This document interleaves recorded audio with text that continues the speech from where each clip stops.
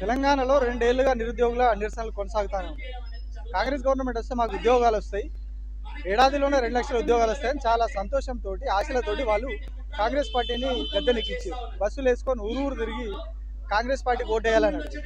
కానీ 2 ఏళ్ళు తిరగక ముందే వాళ్ళు కాంగ్రెస్ పార్టీ వద్దు, మాకు గద్దె దిగిపోవాలని చెప్పి ధర్నాలు చేసిన పరిస్థితి. ఒకవైపేమో వాళ్ళు ప్రభుత్వం ఉద్యోగాలు ఇవ్వలేదు అంటున్నారు, కానీ ప్రభుత్వం 70,000 ఉద్యోగాలు ఇచ్చినారు. సో ఈ గందరగోళ పరిస్థితిలో ప్రభుత్వం మమ్మల్ని పట్టించుకుంటలేదు, ఉద్యోగాలు ఇస్తలేదు. సో ప్రభుత్వానికి మా డిమాండ్ బలంగా వినిపించాలి, మా బాధని ప్రపంచానికి కూడా వినిపించాలి. ఎందుకంటే మేము దగ్గరుండి కాంగ్రెస్ పార్టీ అధికారంలోకి తెచ్చినాం, ఓటేయాలని అడిగాం. కానీ ఆ ఓటేయాలని అడిగిన ప్రజలకు మేము ఇప్పుడు సమాధానం చెప్పుకోవాలి, మా బాధ తెలవాలి వాళ్ళకు. సో వాళ్ళు కాంగ్రెస్ పార్టీ ఎట్లా మోసం చేస్తే కూడా తెలవాలి. కాబట్టి ధర్నా చౌక్లో వస్తేనే వాళ్ళందరికీ కూడా ఈ బాధ తెలుస్తుంది, మా గోస తెలుస్తున్న ఉద్దేశంతో వాళ్ళు ధర్నా చౌక్లో కూర్చున్నారు. సో ఒకసారి వాళ్ళ బాధ, వాళ్ళ ఆవేదన ఏ స్థాయిలో ఉంది, వాళ్ళు ఎంత పేదరికం నుంచి వచ్చి ఇక్కడ ఎట్లా ఇబ్బంది పడుతున్నారో చూద్దాం.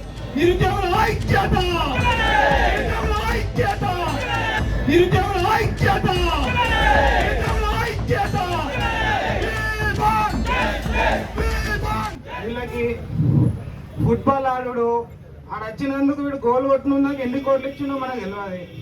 మళ్ళా విద్యార్థులందరం రోడ్లకి గింత కష్టపడుతున్నాం.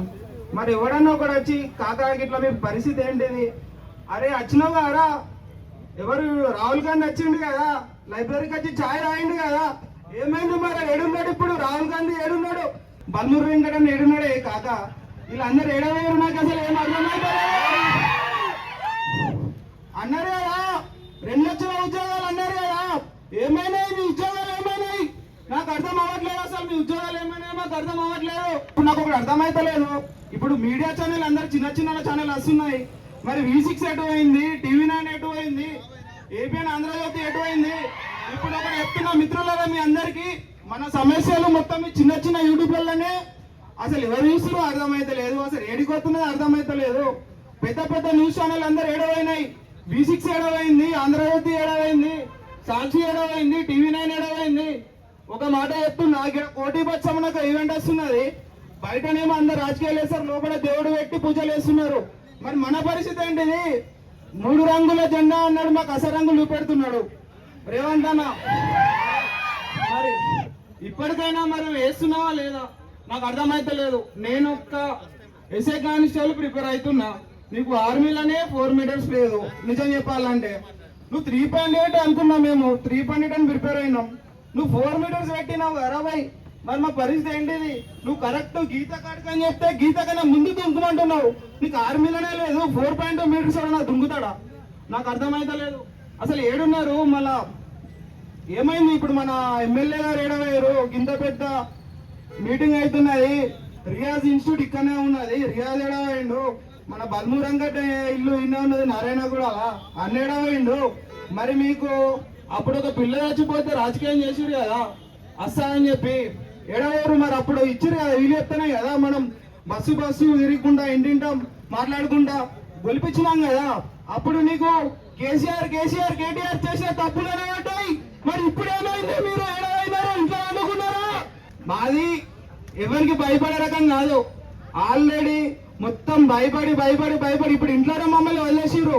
అరే ఎన్ని సంవత్సరాలు రా, 6 సంవత్సరాలు ఎవరైనా ప్రిపేర్ అవుతున్నారా? 6 సంవత్సరాలు మీ ఏజోళ్ళందరూ పెళ్లిళ్ళు చేసుకొని పిల్లలు కానీ మాకు కార్లు అది ఇది గిఫ్ట్ ఇస్తున్నారు. మరి మీ పరిస్థితి ఏంటిరా అని అందరు అడుగుతుంటే ఏం చేయాలో అర్థం కాక, అసలు తిందామంటే తిండి లేక లైబ్రరీలో 5 రూపాయల భోజనం చేసుకుంటా, సెంట్రల్ లైబ్రరీ కింద మన ఆడ చిక్కడపల్లి కాడ 5 రూపాయల మన అదేంటో ఫ్రీ టిఫిన్ తినుకుంటా, టెంపుల్లో తినుకుంటా. మనకి ఏమవసరం? ఆడు జాబ్ క్యాలెండర్ ఒకటి రిలీజ్ చేసి అయిపోతుంది కదా. జాబ్ క్యాలెండర్ ఉంటే 2 సంవత్సరాలు ప్రిపేర్ అయ్యి జాబ్ రాకుంటే ఏదో ఫీల్ అవుతాం కదా. ఇప్పుడు మనం అందరం ఎట్లున్నామంటే ఎన్ని సంవత్సరాలు ప్రిపేర్ అవుతున్నాం బ్రో, ప్రిపేర్ అయ్యి అలసిపోయి సాఫ్ట్వేర్ ఫీల్డ్ అనేటైనా పోతే ఎన్ని సంవత్సరాలు ఖాళీ ఉన్నావు, ఏం చేస్తున్నావు అని చెప్తే జాబులు ఎడికి వస్తే మనకు ఒకటి మీరే చెప్పండి అందరు కలిసి, ఇన్ని సంవత్సరాలు గవర్నమెంట్ ఫీల్డ్ ప్రిపేర్ అవుతున్నాను అంటే మరి నీకు ఎక్స్పీరియన్స్ అడుగుతారు వాళ్ళందరూ. మనం ఎక్స్పీరియన్స్ ఏం పెడతాం? రేవంత్ అన్న మాకు గ్యారంటీలు ఇచ్చిండు, అది అమలు వెళ్తారని చెప్పలేము కదా, మనకు అట్లా జాబులు రావు కదా. కాంగ్రెస్ ప్రభుత్వం వస్తే విద్యార్థులకి న్యాయం జరిగిద్ది అని ఒకటే ఐకమత్యం ఉండి కాంగ్రెస్ ప్రభుత్వాన్ని ఇలా గద్దెకెక్కినాం. కాంగ్రెస్ ప్రభుత్వం వచ్చింది. కాంగ్రెస్ ప్రభుత్వం వచ్చి గత 2 సంవత్సరాలైంది. విషయం అందరికీ తెలుసు. 2.5 సంవత్సరాలు కూడా దగ్గరలోనే వస్తుంది. అది కూడా తెలుసు. సీఎం రేవంత్ రెడ్డి గారు, నేను ఒకటే విజ్ఞప్తి చేస్తున్నా, మారుమూల గ్రామంలో పుట్టిన నాది సూర్యాపేట జిల్లా వడంపల్లి మండలం వీలనే తండ గ్రామం నాది. మా నాన్న సాధారణమైన కూలి పని చేస్తారు. మేమిద్దరం అన్న తమ్ముళ్ళం. ఇలా నేను నాది డిగ్రీ అయిపోయింది, పీజీ అయిపోయింది. నేను ఇలా నాది ఒకటే గోల్, ఉద్యోగం కొట్టుడు, మా నాన్నని మంచిగా చూసుకోవాలి. నేను 100 రూపాయలు తిన్నాయం కాదు, మా నాన్నకి 10,000 రూపాయలు చేయాలని నా బాధ, ఒకటే బాధ. కానీ ఈ ప్రభుత్వం మొత్తం మోసం చేసుకున్న వస్తారు. నేను ఎప్పుడు మీడియా ముందుకు రాలే, మీ అందరికి తెలుసు. నాకు నిజమైన నిరుద్యోగి అన్యాయం జరిగింది, మన అందరికీ అన్యాయం జరిగింది. ఇది వాస్తవమా కాదా నేను మీ అందరికీ అడుగుతున్నా, పోలీస్ అందరికీ అడుగుతున్నా, ఇది వాస్తవమా కాదా? ఇదే సీఎం ఏమన్నాడు, కాంగ్రెస్ ప్రభుత్వం వచ్చిన వెంటనే 2 లక్షల ఉద్యోగాలు ఇస్తా అన్నాడు. 2 లక్షలు వస్తే ఈ ఉద్యోగాలు అన్నీ చెప్పి లాస్ట్కి ప్రతి మీటింగ్ లోనే 70,000 ఇచ్చిన, 80,000 ఇచ్చిన, 1,00,000 ఇచ్చిన. ముఖ్యమంత్రికి సోయలేదా, మాకు సోయలేదా? ఒక్క నిమిషం ఆలోచించండి నిరుద్యోగులారా. ఇప్పుడు ఆయన ప్రభుత్వం వచ్చిన కాడ నుంచి ఎన్ని ఉద్యోగాలు ఇచ్చారు, ఎంతమంది స్టూడెంట్ కి ఉద్యోగాలు వచ్చినాయి, ఆయన ప్రభుత్వంలో ఎన్ని నోటిఫికేషన్ వచ్చినాయి, అది ఒక్కటి గమనించండి. ఇలా 2034 దాకా నేను సీఎం ఉంటా, ఉన్న ఉద్యోగాలు చిన్నగా భర్తీ చేసుకుంటా పోతా, ప్రైవేట్ రంగంలో ఉద్యోగం కల్పిస్తా. నేను ఇలా బీకాం చదువుకొని నేను పోలీస్ డిపార్ట్మెంట్ కోసమే ప్రిపేర్ అవుతున్నా. నాకు టెక్నికల్ ఫీల్డ్ రాదు. మరి నువ్వు ఎట్ట ఇస్తావు నాకు ప్రైవేట్ ఉద్యోగంలో నాకు ఎట్ట ఇస్తావు ఉద్యోగం అని అలా గట్టిగా ప్రశ్నిస్తున్నా.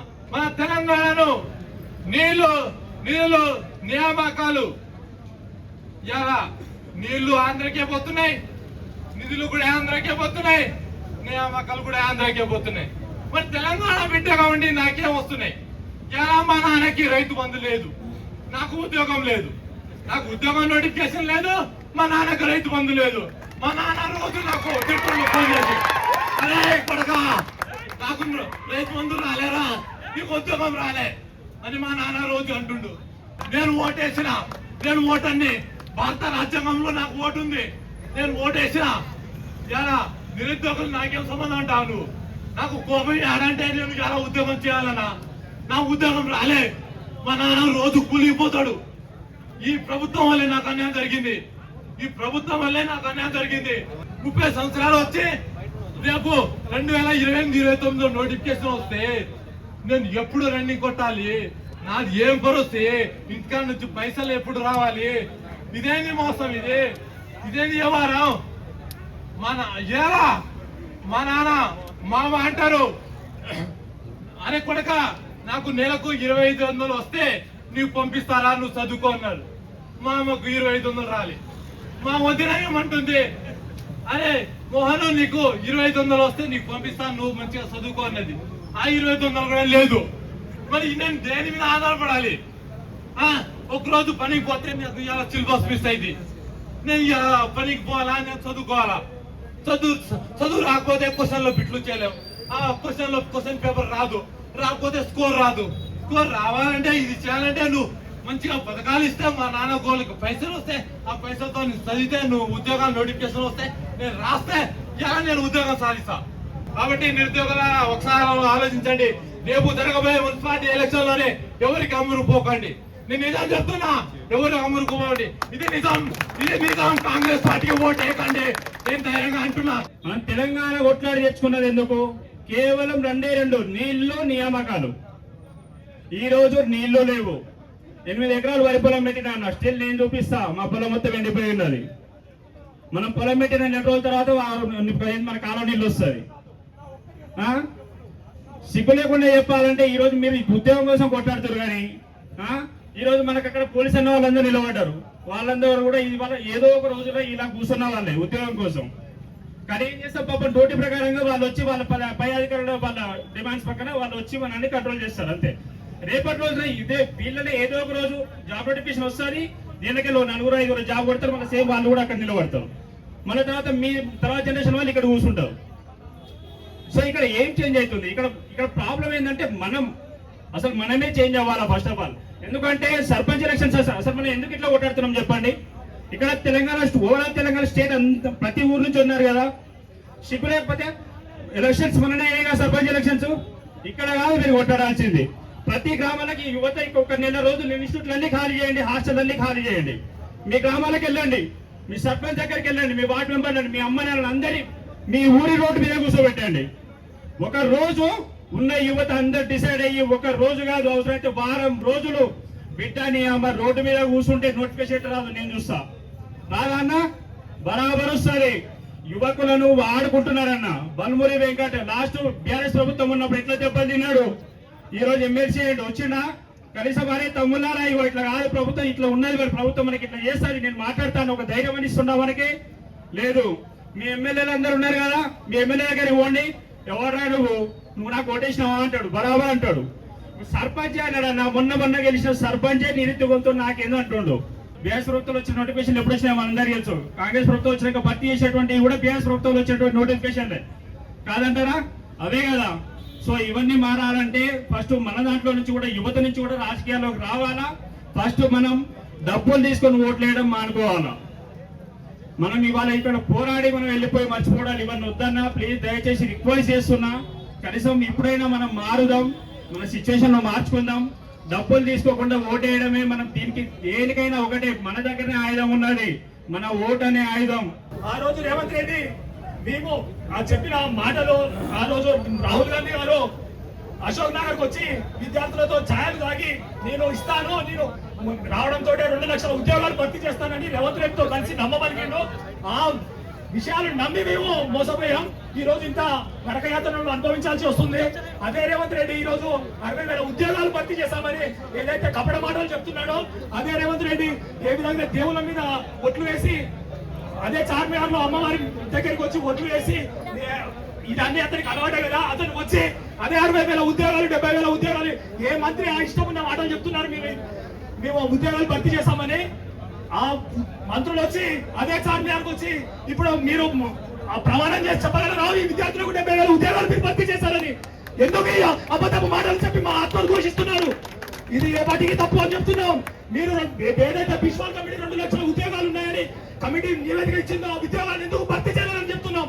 మేము పల్లెల్లో ఎలక్షన్లప్పుడు ఇల్లు తిరిగి అమ్మ అక్కల్ని బతికినాడి, అమ్మా మాకు ఈ టీఆర్ఎస్ ప్రభుత్వంలో ఉద్యోగాలు వస్తున్నావు, రేవంత్ రెడ్డి మాకు 2 లక్షల ఉద్యోగాలు ఇస్తానని హామీ ఇచ్చాడు. అతన్ని మేము నమ్ముతున్నామని చెప్పి ఈ రోజు మేము మిమ్మల్ని అధికారంలోకి మా చాతరైన కాడికి తీసుకొస్తే అంత గొప్ప కేసీఆర్ ని మేము ఇంట్లో పండబెట్టాం. నువ్వైతే రాబోయ్, నువ్వు పచ్చాయి, నీకు తెలివి లేదు కట్టే తుప్పదూసిపోతావు. ఈ రోజు కాంగ్రెస్ పార్టీ పరిపాలించిన ఈ 5 సంవత్సరాల వల్ల మాకు బుద్ధి వచ్చింది. 2 దశాబ్దాల వరకు కాంగ్రెస్ పార్టీకి తెలంగాణలో చోటు ఉండదు, ఈ తెలంగాణలో కాంగ్రెస్ పార్టీకి చోటు ఉండదు. అదే రాహుల్ గాంధీ కూడా ఈ రోజు రాహుల్ గాంధీ గారు కూడా అశోక్ నగర్ లో హామీ ఇచ్చారు కదా. ఏ ఉద్దేశంతో హామీ ఇచ్చారు? ఈ ఉద్యోగాలకు ఇలాగే, ఈ నిరుద్యోగులకు ఇలాగే కళ్ళబుల్లి మాటలు చెప్తా వీళ్ళకు ఉద్యోగాలు రావద్దు, నిరుద్యోగులు ఉండాలి, నాలాగే పెళ్లి పిడాకులు లేకుండా ఉండాలని ఇచ్చావా రాహుల్ గాంధీ? ఏ విద్యార్థులకు ఏదైనా ఒక లిమిట్ వరకే ఉంటుంది. ఆ లిమిట్ దాటిపోతే జరగాల్సిన అనర్థాలకి ప్రభుత్వమే పూర్తి బాధ్యత వహించాల్సి ఉంటుందని నిరుద్యోగుల ఐక్యత, నిరుద్యోగుల ఐక్యత, నిరుద్యోగుల ఐక్యత.